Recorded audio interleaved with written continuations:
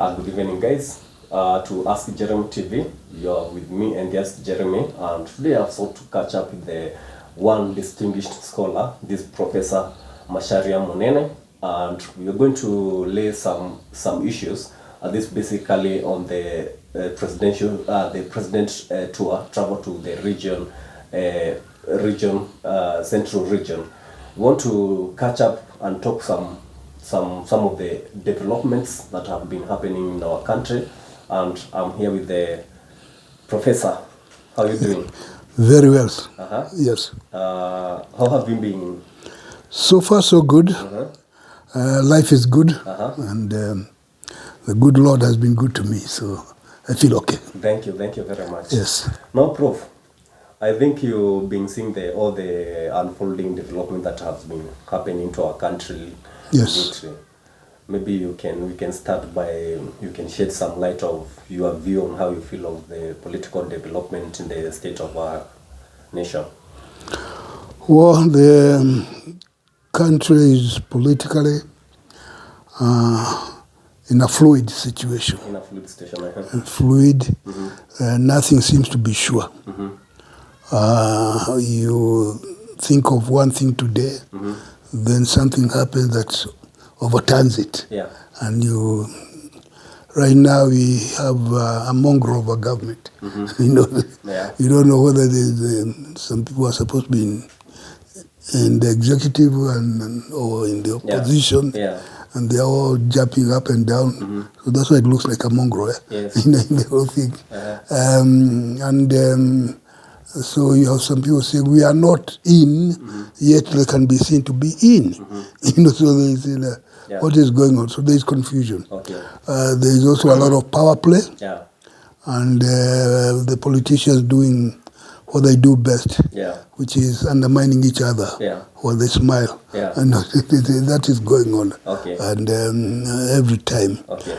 Well, the economy has not been doing very well. That's one. That's a constant. Yeah. Despite a few things here and there, the people are generally unhappy with the way the country is run. And part of the reason they are unhappy is because they appear to be becoming poorer. Yeah, sure. Not richer, but poorer. Yeah. And when people are getting poorer, and that poverty is attributed to bad policies, then you can see the unhappiness index goes up. So there is some sort of an unhappy index, which is not very favorable to everybody. Okay. And that's mainly because things have not been working as people thought they would 2 years ago, more than 2 years ago, when they went voting. And so the questions that are coming up, why are the policies wrong? Is it deliberate to adopt bad policies? Or is it out of incompetence and ignorance? We don't know exactly what is what. But the president himself has told us that his ministers are incompetent. So maybe it's because of incompetence, which is not a very good statement coming from him, because he's the one who appoints those people, and the advisors are the ministers. So if they are that incompetent, couldn't he find some better people? I'm sure they are better people.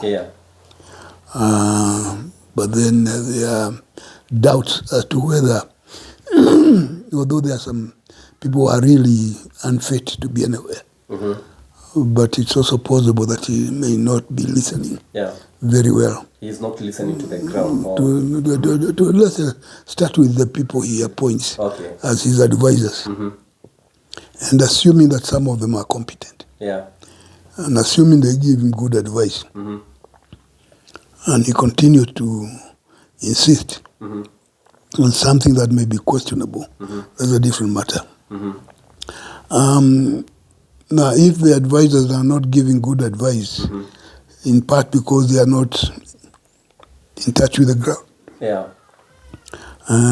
and also he himself is supposed to be in touch with the ground, then that's another matter altogether. Okay. So it's a it could be a combination of all of them. But it is yet to be found out what the reasons are, why he has been adopting policies that make people feel that they are being made poor deliberately. And if it is deliberate, then the conclusion of that is something else. Yeah. Now, when you talk about people being competent, first of all, I'd like you to pick your mind on what has been happening. Like the last week, we saw Crown chant, "Ruto must go." We also have seen the online troll of the son to the member of parliament of Dagoretti in North Island. We also have seen that during the time the outgoing IBC chairman has died, they have come to celebrate. What can you talk about how the people or how the youth are reacting to this, to all that? Well, it is unfortunate when people try to make capital out of a misfortune. Yeah. Beatrice Elachi's son. Yeah.